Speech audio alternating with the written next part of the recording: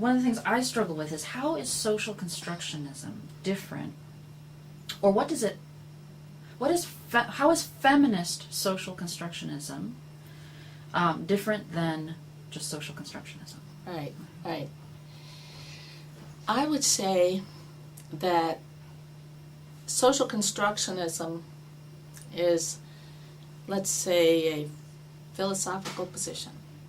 The feminist part is the add-on, which is my particular value stance. And so it's like hitching this wagon to the star or the star to the wagon. Mm-hmm. And it wouldn't have to be together. Mm-hmm. Mm-hmm. Okay. But for me, it's very congenial. Mm-hmm. The other thing that you can move into from a social constructionist position is very congenial to feminism, and that is, if people together create their realities, then the emphasis is on the communicative patterns among people. That it's through collaboration and cooperation that discourses are produced.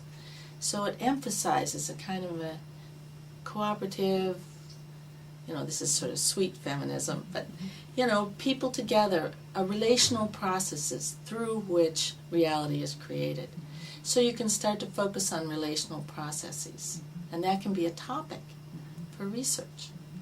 And I see that as very congenial to a feminist, doesn't have to be, but congenial to a feminist perspective. Okay. In your estimation and your opinion, what impact has feminist psychology, in all of its stripes, had on mainstream psychology to date?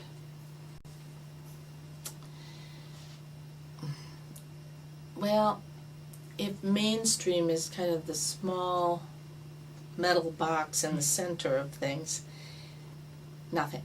But there have been outgrowths in every department, in every subdivision. You have 80 people here, you probably have developmental psychologists who are feminists and who study women's issues and so forth in your department or your division or whatever it's called. Probably in social psychology you have someone doing gender issues. Gender issues are probably happening all around, and maybe even in the heartland somewhat. But there are some what I would call anti-feminist forces too, and the one that I worry about, concern myself with, is the evolutionary psychologists. Keep our eye on that. Yeah, keep your eye on. Yeah, I mean, the naturalizing of gender differences and aggression, the whole drill. But I think what happens, I have a theory of change. It's the childhood game of Captain May I. Do you have that in Canada? Or Mother May I? Mother May I. Yeah. While the authority figures' backs are turned, people creep. They creep away from wherever they were, and then they act like they were standing still. And I think, in that sense, the sort of creeping at night, there are sensitivities. For example, people don't use sexist language in the same way anymore.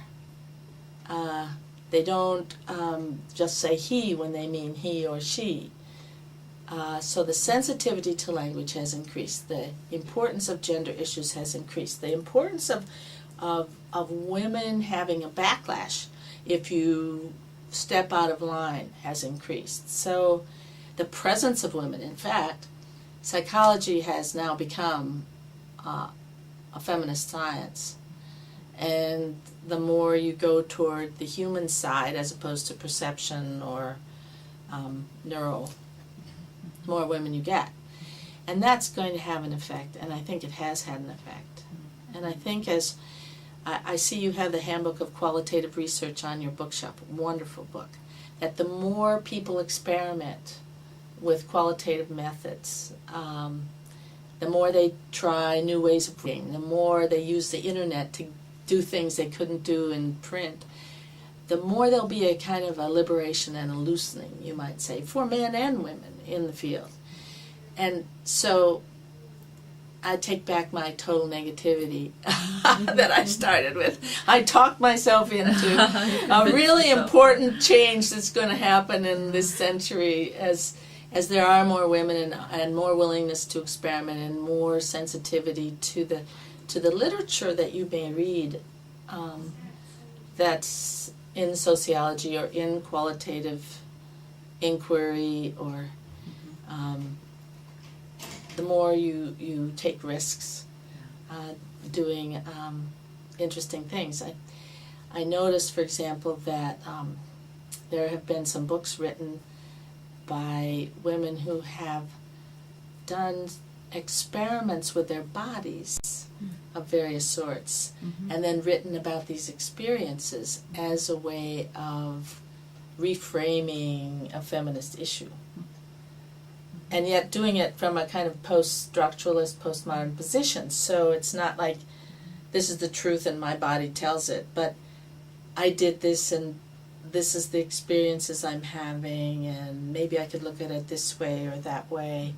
Recognizing their own polyvocality. I mean, that's another thing. You know, what is the self? What is identity? Can we see it as multiple? Can we see our voices as polyvocal?